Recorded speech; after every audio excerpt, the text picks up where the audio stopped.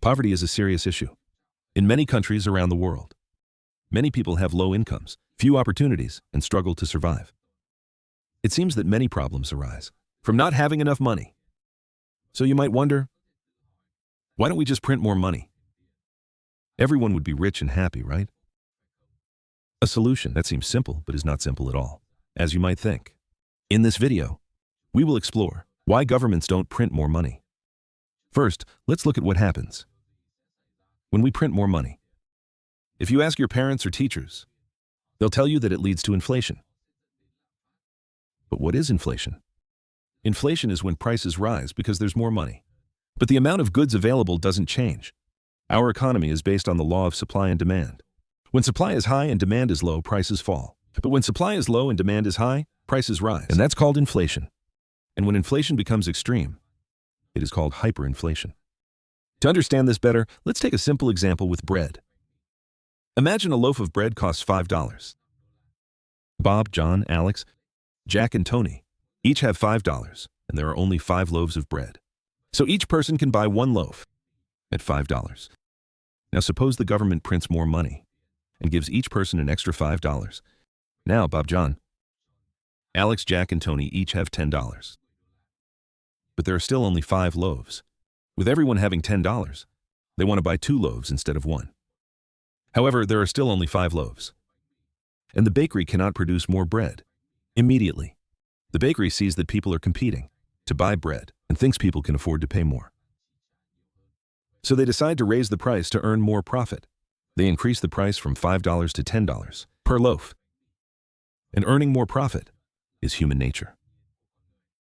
In the end, Bob, John, Alex, Jack, and Tony still get only 1 loaf each. But now they have to pay $10 for it. Why? Because they have more money. But there are still only 5 loaves. Because everyone has more money. They are willing to pay more money for the same amount of bread. So does printing more money make them richer? No, and no. Because there are still only 5 loaves of bread, unless the bakery can make 10 loaves. Prices won't stabilize. And does this make the bakery richer? Also no, at first they earn more profit. But remember, everyone now has more money and is competing to buy bread from all the bakeries.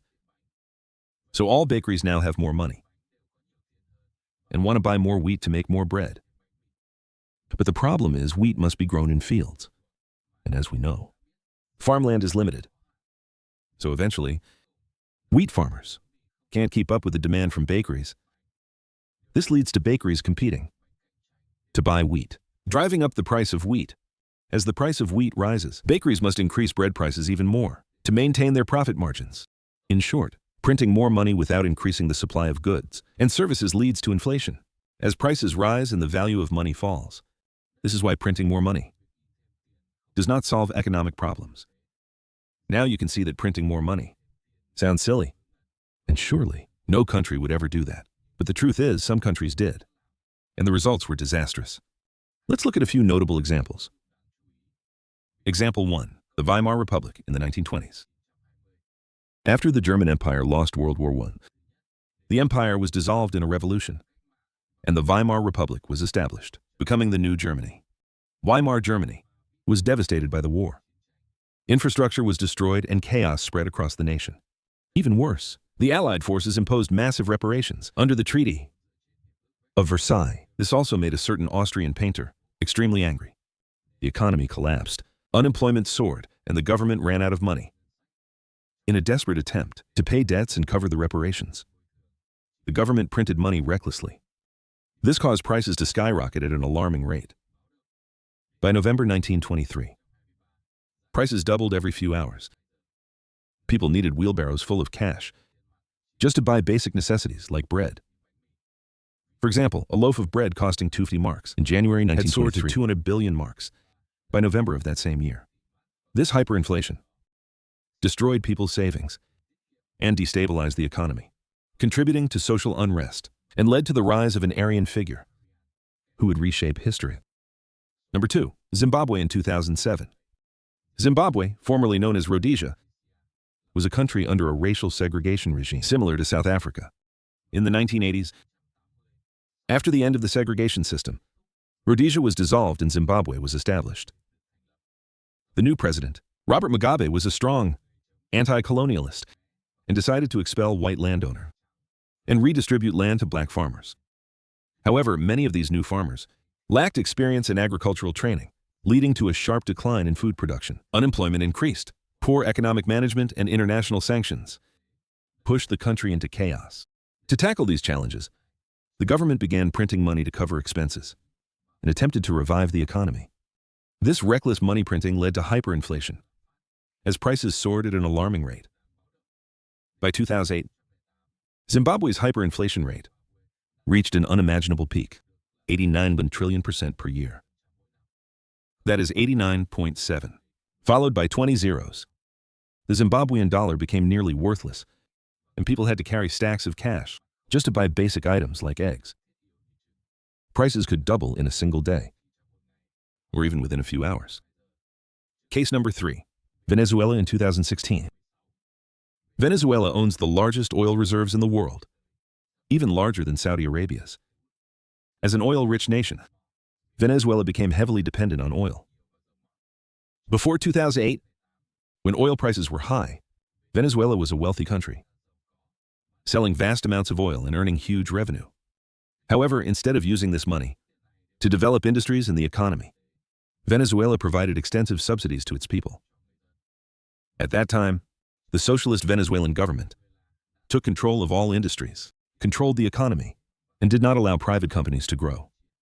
Most of the money was allocated as subsidies, with prices fixed at extremely low levels, keeping citizens satisfied.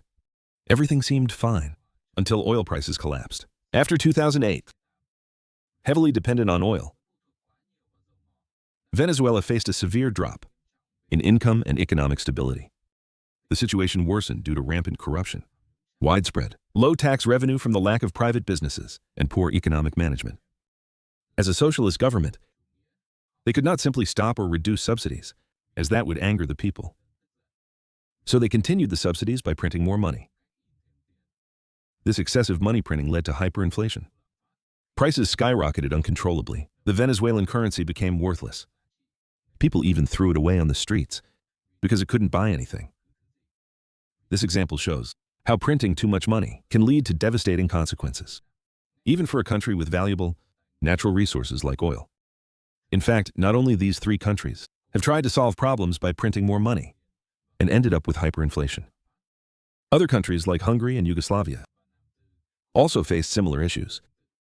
From these stories, we can see that printing more money may seem like an easy solution to poverty and economic problems, but in reality it does more harm than good. The key point is that creating more money without increasing production only makes prices rise. So why do people want money? Because they want to use it to buy the things they need and want. But what's the point of having billions of dollars if there's only one loaf of bread, or worse, not even a single loaf available? In the end, you can't eat money, so it becomes useless. Then you might ask, why doesn't the government print money just to pay off foreign debt instead of giving it to citizens? When a country prints more money, this will be noticed by other nations through economic reports, currency markets, and inflation indicators. Even if the newly printed money is only used to repay foreign debt, it still increases the total money supply.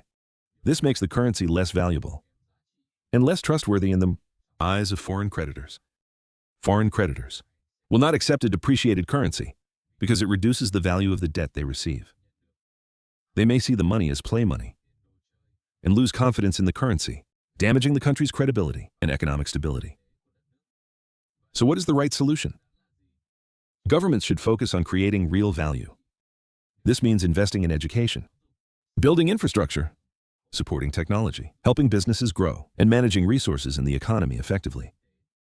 If supply grows along with demand, prices remain stable.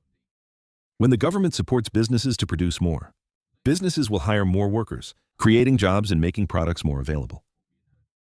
People with jobs can afford to buy products. And because they worked hard to earn their money, they value it and spend more wisely.